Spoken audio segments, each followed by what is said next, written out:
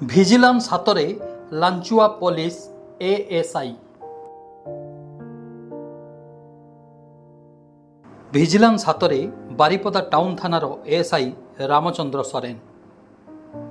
Shri Soren Baripada town ଥାନା ପରିସରରେ ହୋଇଥିବା ଏକ ପାରିବାରିକ କଳହ ମାମଲାରୁ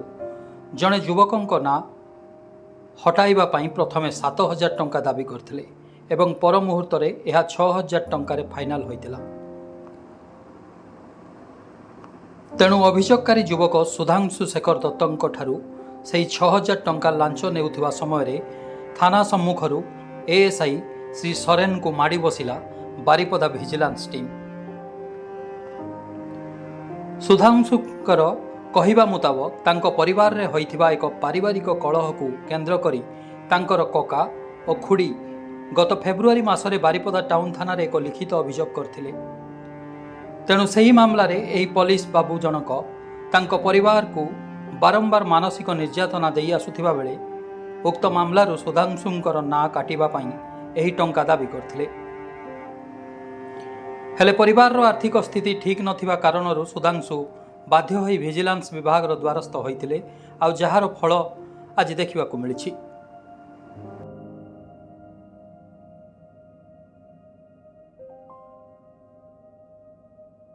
करते एमती गोटे केस फेस गोटे फाइल होता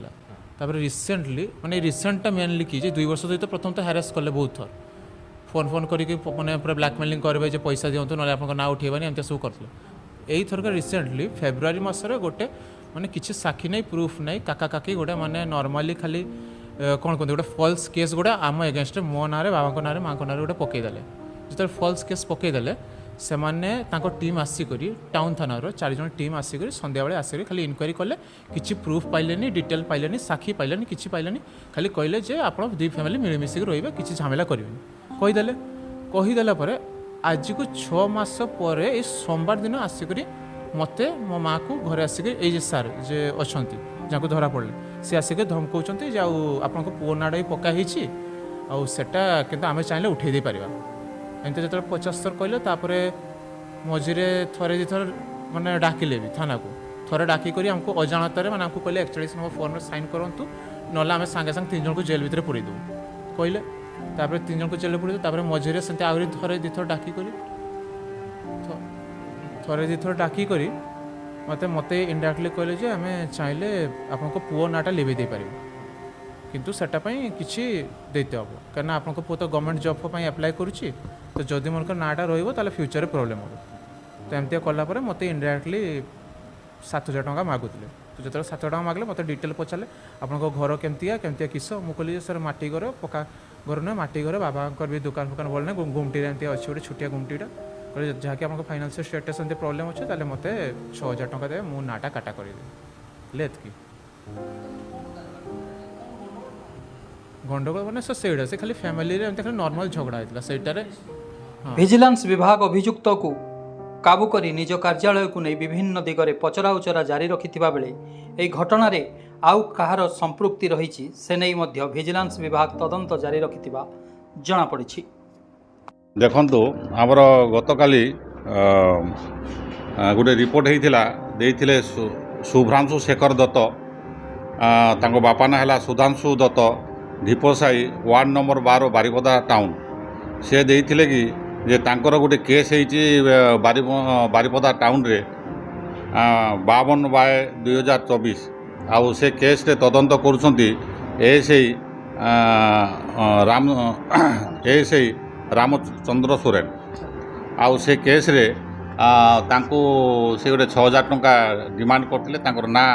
କାଟିବା ପାଇଁ ମାନେ ଚାର୍ଜସିଟ୍ରେ କାଟିବା ପାଇଁ डिमांड करते से अनुसार से अभियोग करते काली अभियोग करवा पर आमर बालेश्वर विजिलेंस केस नंबर 10 से आमर इंस्पेक्टर विकास रंजन स्वाई को लेइंग ट्राप माने धरवाई ऑर्डर होता एवं आमर विजिलेंस टीम आसते मु लीडर थी एवं आम सरकारी साक्षी आम आज जाइलु से फोन रे ताक डाकिले आज बालेश्वर बुले को आस बोलिकी तापर से आम गलु 1:40 से तांकर घर पाखरे तांकर मधुबन ସାହି ବାରିପଦାରେ ସେ ତାଙ୍କର ରେଣ୍ଟେଡ୍ ହାଉସ୍ ଅଛି ସେଥିରେ ସେ ମୋଟରସାଇକେଲ ଆସିଲେ ଏବଂ ସେ ଟଙ୍କା ନେଲା ବେଳକୁ ସେ ଧରା ପଡ଼ିଛନ୍ତି ଆଉ ତାଙ୍କର ଡାହାଣ ହାତରୁ କଲର୍ ବାହାରିଛି ଏବଂ 6,000 ଟଙ୍କା ସିଜ୍ କରାହେଇଛି ଆଉ ତାକୁ ଆମେ ଡିଟେନ୍ କରିଛୁ ଆଉ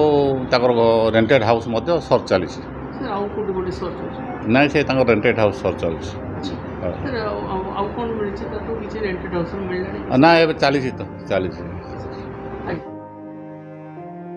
ବ୍ୟୁରୋ ରିପୋର୍ଟ ସ୍ପଟଲାଇଟ୍ ଇଣ୍ଡିଆ।